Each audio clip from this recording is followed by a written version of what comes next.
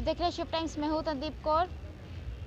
लगातार जो आश्वासन सरकार की तरफ से मिलते आ रहे हैं उस पर पानी फिरते हुए नज़र आ रहे हैं। हर एक डिपार्टमेंट, हर एक की बात करें तो जितनी उम्मीदों से वो यह उम्मीदें थी उनको कि हमारी जो डिमांड्स है वो पूरी होंगी, उस पर जो है पानी फिरता है। जितने आश्वासन उनको दिए गए थे, जितनी बातों की बात करें, जितना कुछ उन्हें बताया गया था या बोला गया था, उन सब पे जो है पानी फिर चुका है। झूठे आश्वासन, झूठे वादे। एक और कहानी लेकर आपके सामने मैं हाजिर हूँ। हमारे साथ यहाँ पे एसआरटीसी के कुछ बंदे मौजूद हैं, इनसे हम बातचीत करते हैं। जी सर, आपका नाम?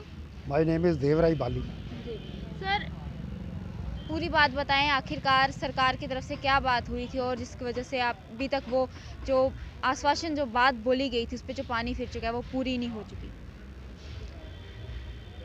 हम एसआरटीसी डिपार्टमेंट में थे जी तो एक स्कीम निकली थी जी 2008 और 2010 में जी कि जो कारपोरेशन जितने भी हैं वो लाश पर जा रही हैं, पब्लिक सेक्टर सारा लाश पर जा रहा है, जी और जो एम्प्लॉयज़ वॉलंटरी रिटायरमेंट स्कीम पर जाएगा उसको वन टाइम पेमेंट दी जाएगी, जी यानी कि 60 डे के अंदर अंदर। लेकिन ऐसा हुआ नहीं। हमने 2008 और 2010 में 742 एम्प्लॉयज़ ने वॉलंटरी रिटायरमेंट स्कीम पर रिटायर हो गए हैं, जी और हमें 7 साल हो गए हमें वॉलंटरी रिटायरमेंट स्कीम पर। और इस 7 साल की स्ट्रगल के दौरान हमारे 40 एम्प्लॉयज़ की डेथ हो गई है, जो कि सीधी सीधी जिम्मेवारी सरकार पर है, क्योंकि सरकार ने टाइम पर पैसा नहीं दिया, वो बीमार पड़ गए, वो अपना प्रॉपर इलाज नहीं करा सके, जिसकी वजह से उनकी डेथ हो गई। जी दफ़ा 370 टूटा था, जी हमने उसका वेलकम किया था, लेकिन अब हम सेंट्रल गवर्नमेंट की अंडर हैं, अब हमें जो पिछली सरकारें ने नहीं कुछ दिया ये देंगे। जी लेकिन हमें ऐसा लग रहा है दफ़ा नहीं टूटी, हमारी जनता की कमर टूट गई है। जब से ये झूठी सरकार बनी है तब से ये को पूछने वाला ही कोई नहीं है, वादे करते हैं वो भी झूठे। जी हम सरकार से ये मांग करते हैं, हमारी जो पेंडिंग लाइबिलिटी है जिसमें cost of living allowance COLA effect from 1999 and 6 pay commission arrear effect from 1 January 2006 and corporation benefit, हम सरकार से ये कहना चाहते हैं चाहे हमें पेंशन बेनिफिट दिया जाए, चाहे हमें कारपोरेशन बेनिफिट दिया जाए, दोनों में से एक भी नहीं दिया जा रहा है।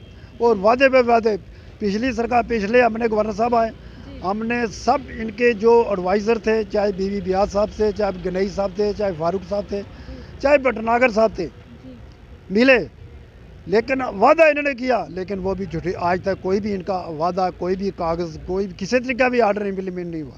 हम सरकार से फिर मांग करते हैं हमारी पेंडिंग लाइबिलिटी है वो विद इन डे तक क्लियर की जाए। धन्यवाद। सर, 7 साल कोई कम बात नहीं होती है। 7 साल में आपने एक बार भी मतलब अपने हक के लिए नहीं लड़ा, किसी से बात नहीं की कि जो वैलिडिटी पॉलिसी जो निकाली गई थी इसको लेकर अपनी आवाज़ नहीं उठाई आपने? हम लगातार प्रोटेस्ट कर रहे हैं। जी हम इवन कि हम 2010 से लगातार लगे हुए हैं। पहले हम एक महीने में 4 बाई 5 करते थे, लेकिन आज हमारी अब एज भी हो गई है इतनी, कानूनी तौर तक हम बाहर भी नहीं निकल सकते। तो कुछ लोगों की 40 की तो डेथ हो गई है, जिनके दिन ब दिन जनता घटती गई है, और जो बुज़ुर्ग लोग हैं दूर पार के हैं, वो भद्रवाह, डोडा, पुंछ, शिजौरी के, उनको हम नहीं बुलाते, क्योंकि कोरोना काल था।